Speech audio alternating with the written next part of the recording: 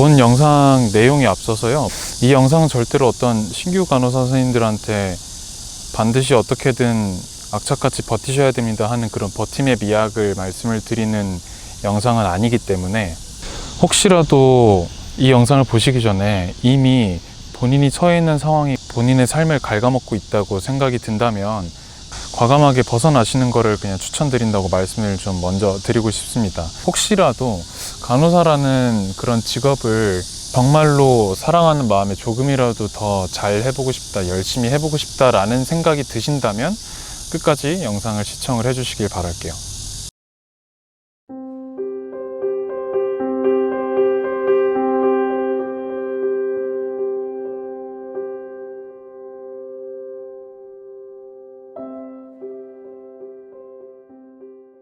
제가 제 스스로를 간호사라고 인지를 하기 시작한 게 거의 입사하고 나서 한 1년이 걸렸던 것 같거든요.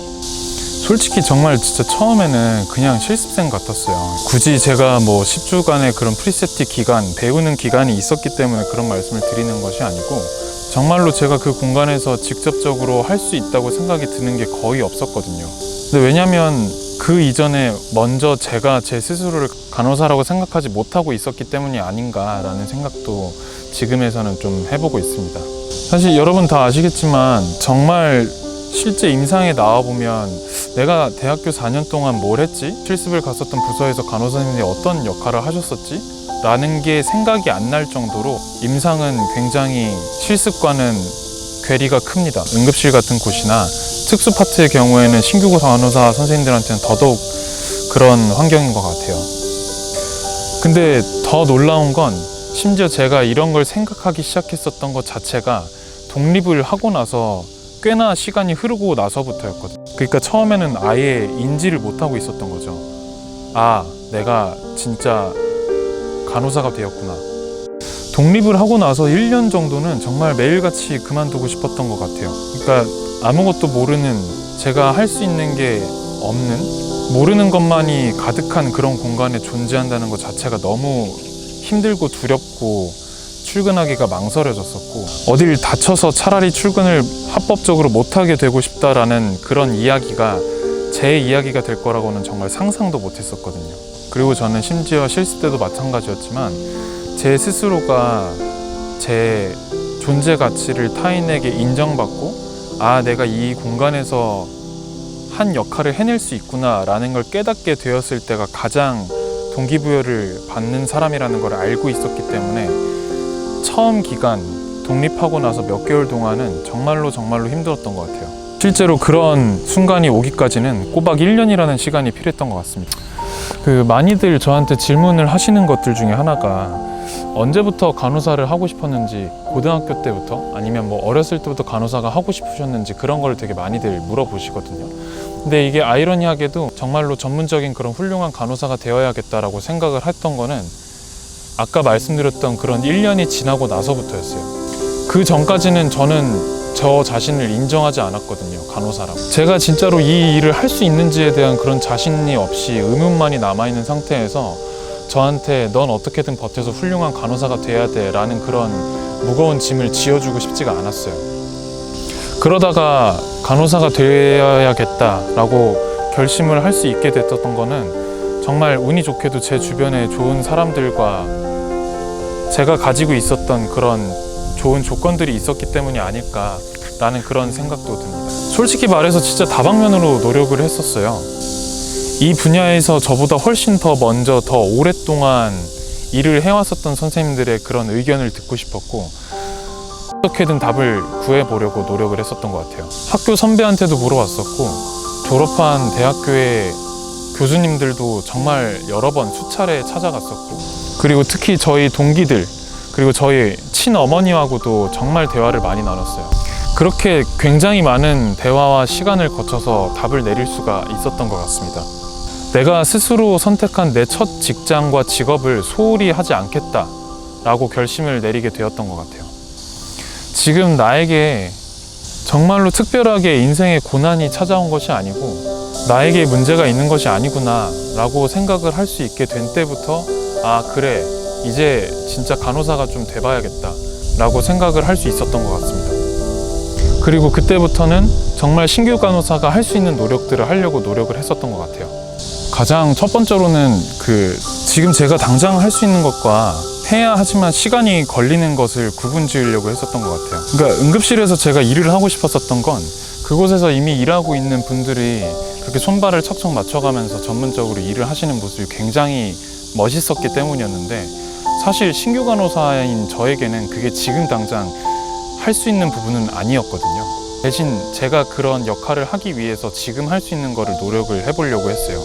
예를 들면 지금 당장 해야만 하는 그런 술기술, 환자 보호자 응대 방법, 그리고 응급 상황 시에 선배들의 응급 처치를 하는 모습들을 어깨 너머로 어떻게든 보려고 했었고, 그들이 선택하는 단어나 행동을 카피를 하려고 굉장히 노력을 했었던 것 같아요. 실제로 이 부분은 굉장히 많은 도움이 됐었고요. 그래서 제가 되고 싶어하는 그런 분들을 롤모델 삼아서 따라해 보려고 노력했던 것 같아요. 그리고 두 번째로는 절대로 제가 제 스스로를 내던지지 않았습니다. 오픈날이라고 통으로 공부만 하는 식으로 시간을 보내진 않았어요. 그리고 병원에서 있었던 일에 사로잡히지도 않았고요.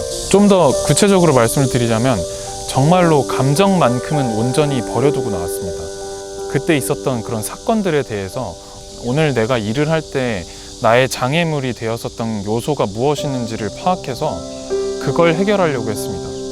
그리고 그 감정들은 운동으로 어떻게든 스트레스를 해소했던 것 같아요. 대신에 하고 싶은 것도 굉장히 많았기 때문에 분단위로 움직였었던 것 같아요. 저는 책도 읽고 싶었고, 옷을 좋아해서 옷가게도 가고 싶었고, 예쁜 카페를 찾아서 가고 싶기도 했었고, 또 유튜브나 넷플릭스 보는 것도 좋아했었기 때문에 시간을 분단위로 쪼갤 수밖에 없겠더라고요.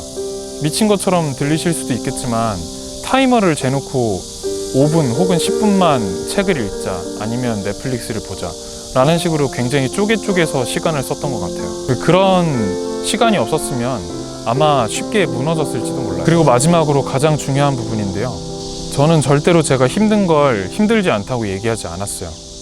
힘들 땐 힘들다고 바로바로 얘기를 했던 것 같아요. 여러분 솔직히 아시겠지만 저희가 간호사로 일을 시작하는 나이대가 굉장히 어립니다. 사회적으로 본다면 아직 대학 졸업도 안 한 나이일 수도 있어요, 충분히. 하지만 저희는 이미 그 나이에 이 큰 병원에 와서 저희가 해내기 너무 어려운 상황을 모두 감당해내야만 하는 그런 환경에 내던져지곤 합니다. 본인 몸 하나 건사하기도 굉장히 어려운 나이에 말이죠. 그저 직장인이 되었기 때문에 부모님으로부터 독립을 해서 내가 모든 걸 책임져야 한다고 생각하실 필요가 전혀 없어요. 지금 그 나이대에는 오히려 아직은 조금 더 부모님 혹은 친구들 혹은 주변의 여러 사람들의 울타리 안에서 도움받을 수 있는 부분을 도움받아야 하는 게 맞다고 생각하거든요. 그러니까 절대 혼자서 끙끙 앓지 마시고 주변에 용기 내서 도움을 청하십시오.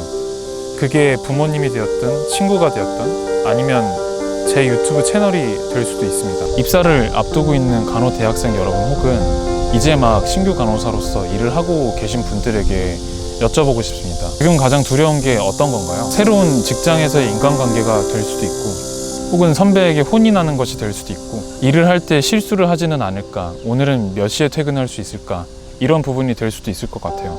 굉장히 여러 가지가 있겠죠. 하지만 제 생각에 가장 저희가 두려워해야 하는 것은 1분 1초 전에 본인이라고 생각을 합니다. 방금 여러분이 떠올렸던 그 두려워하는 부분을 해결할 수 있는 가장 큰 힘을 가지고 있는 건 자기 자신이에요. 무언가 굉장히 대단한 걸 하려고 하실 필요가 전혀 없습니다.